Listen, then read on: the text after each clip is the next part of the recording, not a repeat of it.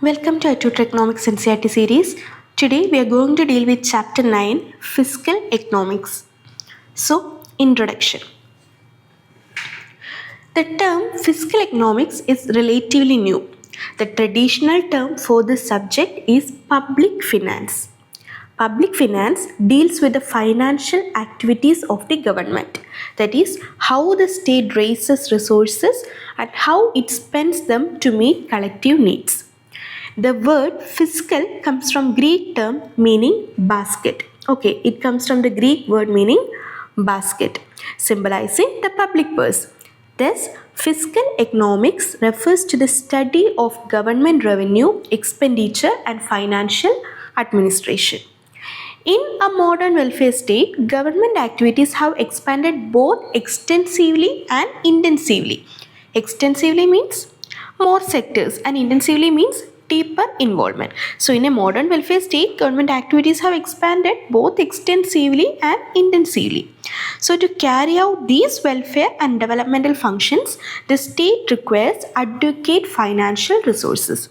So this chapter focuses on the following key areas of public finance. What are they? Public revenue, that is the sources and principles of government income. Then public expenditure, that means the patterns and effects of government spending. Then public debt, borrowing by the government and its implication. Budget, do you know what is meant by budget? Annual financial statement and budgeting principle. Okay, then federal finance, that is financial relations between union and state, and also local finance, financial aspects of local governments. So in this chapter we are going to learn about public revenue, public expenditure, public debt, budget, federal finance and local finance. Okay, now meaning of public finance. Do you know what is meant by public finance? Public finance is the study of financial aspects of government. It deals with public revenue, public expenditure. Okay, public revenue and public expenditure. What is called public revenue? How the government raises money, that is public revenue. Public expenditure means it is the expenditure or how it spends the money. And so in public finance we learn about public revenue, public expenditure and the adjustment between revenue and expenditure to ensure proper financial management. In short, public finance studies how public authorities collect and use funds to meet the collective needs of society. So what is called public finance? It is a study of financial aspect of government.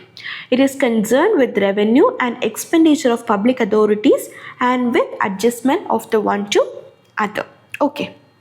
Now let's look at some definitions of public finance. First, let's look at the definition of Hugh Dalton or Hugh Dalton.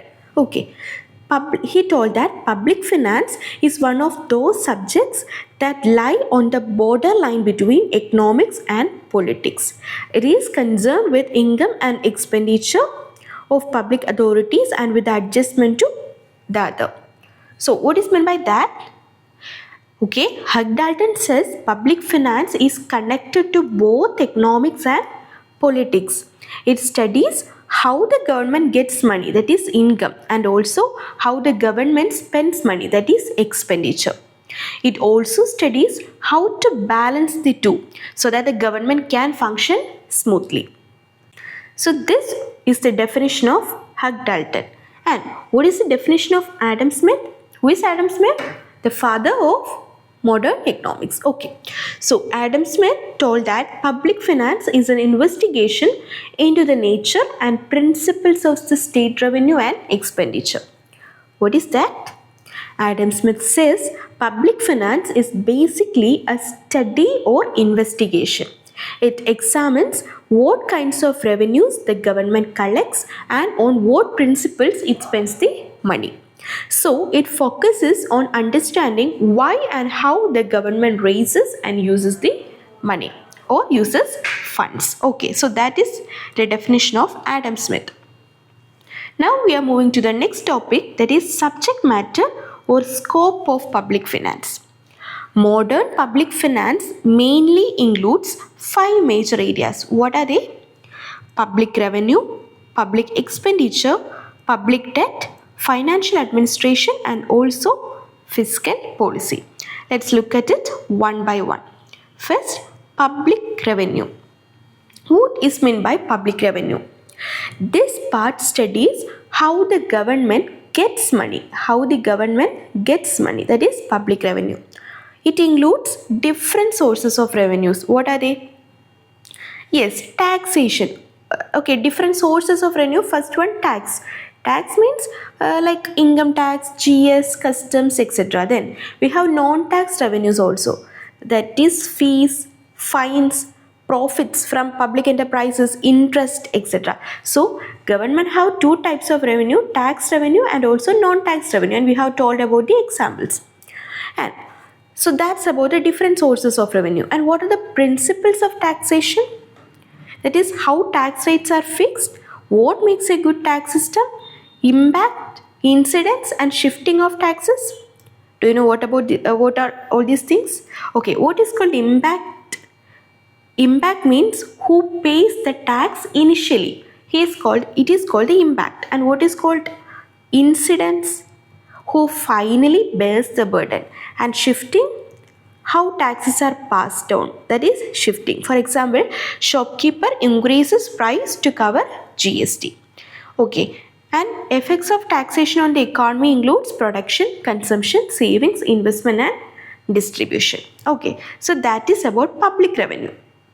And do you know what is called public expenditure? This part studies how the government spends money, and it includes principles guiding government expenditure. That includes principles guiding government expenditure. And what are the types of expenditure? There are two types of government expenditure, developmental and also non-developmental. Developmental expenditure includes education, health, roads and so on. And non-developmental expenditure includes defense, police, administration, etc. And what are the effects of public expenditure? We also studied about what are the effects of public expenditure on growth, inequality, employment, inflation, etc. Okay. Now, what is called public debt? It studies about government borrowing. Okay, deals with the method of raising loans from internal and external sources. So, what are the methods of borrowing? We have internal loans within the country, then external loans from foreign countries or IMF or World Bank, etc. So, we have two types of loans, mainly internal loans and external loans. And the burden of public debt, we also studies about burden, effect and redemption of public debt. Redemption means how loans are repaid, sinking fund, surplus budget or so on. Okay. Now, what is called financial administration? This part studies everything related to budget. Budget, as we know, it is the annual financial plan of government, and budget includes financial administration includes objectives of budgeting, how the budget is prepared, passing or sanction of the budget, execution, evaluation and auditing. And this section basically explains how money is planned, allocated, spent and checked. And what about fiscal policy? It is the government's policy regarding taxation, spending and borrowing to manage the economy. And the instruments of fiscal policies are tax, public expenditure, subsidies, public debt, etc. And it is used for, it is used for controlling inflation, increasing employment, promoting growth and also reducing inequality. So that is about scope of public finance. We learn about public revenue, public expenditure, public debt, financial administration and also fiscal policy. Next, we can move to the next topic, that is public finance and private finance.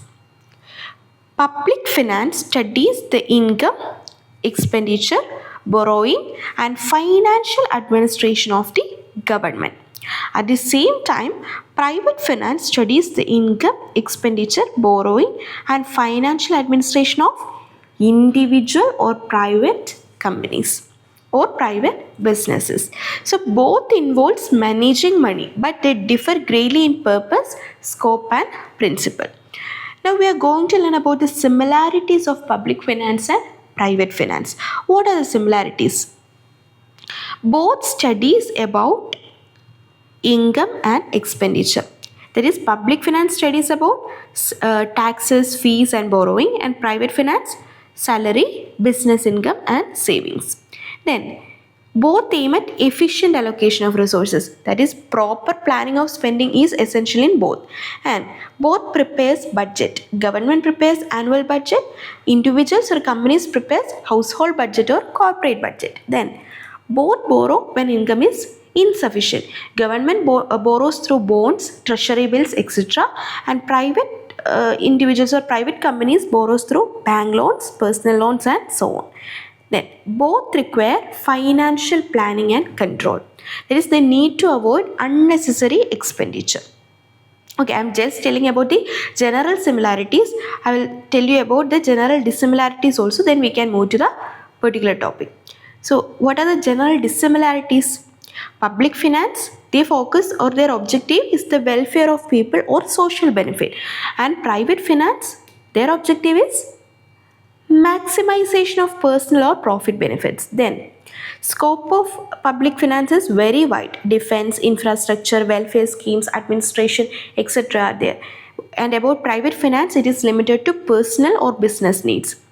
And source of income in public finance is taxation, that is compulsory, and non-tax revenue and also borrowing. And private, salary, profit, rent, interest and savings. And nature of expenditure of public finance, it is relates to public welfare, development, subsidy and defense. And private, consumption, saving, investment of personal gain. And also coercive power, government can compulsory collect tax, but private individuals cannot force anyone to pay for them. Then budget period, yes, public, it's always annual and legally presented in the nature. Private, no fixed rules but data flexible. About transparency and accountability, yes, public most publish and justify all accounts, and private, no need for public disclosure. And what about deficit handling? Public, they can run deficit budgets, print money and borrow indefinitely. Private, they cannot run deficit for long and must maintain solvency. And what about the motive behind borrowing? The public finance borrow mainly for development, welfare purposes and crisis management. Private, for personal needs, investment and business expansion. So public finance deals with the revenue, expenditure, borrowing and financial administration of the government, while private finance deals with similar financial aspects of individuals or personal or private firms. Both involves budgeting, borrowing, resource allocation, then and how they differ in objective, scope, coercive power, budget process, transparency and deficit management. So now let's look at the similarities one by one. First one, rationality. Both public finance and private finance operate on rational principles. Public finance aims at maximization of social welfare. Private finance aims at maximization of personal welfare. So both try to achieve goals with minimum cost and efficient use of resources. Second one, limit to borrowing. Both public and private sectors cannot borrow endlessly. Okay, individuals cannot live beyond their income. Similarly, government also face limitations on borrowing and resort to deficit financing only within limits. Then, resource utilization. Both public and private sectors have limited resources. Therefore, both aims at optimal utilization of available resources, avoiding waste and also achieving maximum output. And what about the similarity in administration? Efficiency depends on their administrative system. Okay, if the administrative machinery is efficient and honest, public finance functions smoothly. And if a private firm's management is efficient, it avoids losses and wastage. Thus, in both cases, proper administration increases financial effectiveness. Okay, thus in both cases, proper administration increases financial effectiveness. Okay. Now, what about the dissimilarities of public finance and private finance? Okay, first one, adjustment of income and expenditure. In public finance, the government first decides its expenditure based on public needs and then adjusts income to meet that expenditure. And in private sector or private finance, individuals adjust their expenditure according to their income. For example, in private finance, stitching the coat according to the cloth, and in public finance, deciding the cloth depending on the required coat. Okay, that's about income and expenditure adjustment. Second one, borrowing. Government, they can borrow from internal sources like public, banks, etc., and external sources like IMF, World Bank, and so on. It can issue bonds to its own citizens. And what about individuals? They cannot borrow from himself or herself. Borrowing options are limited. Okay. Then third, right to print currency. Government, they have the exclusive right to create, print, distribute and regulate currency. But for private individuals or companies, they cannot print currencies. Okay. And present versus future decision.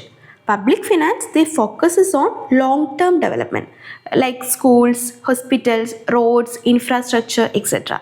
And private finance, they are short-term, focused on savings, monthly bill, small investments and so on. And objective. Public finance, the main goal is social welfare and overall economic development. But in private finance, main goal is, of course, what is that main goal of private finance? Personal welfare and profit maximization. Then, coercive to get revenue.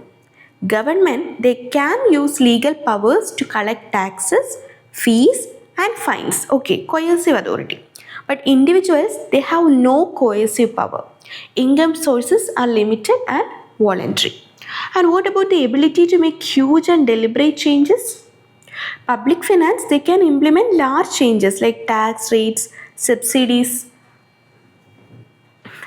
spending programs, etc., affecting the entire economy. And about private finance, individuals cannot make such large economy-wide financial decisions. Okay.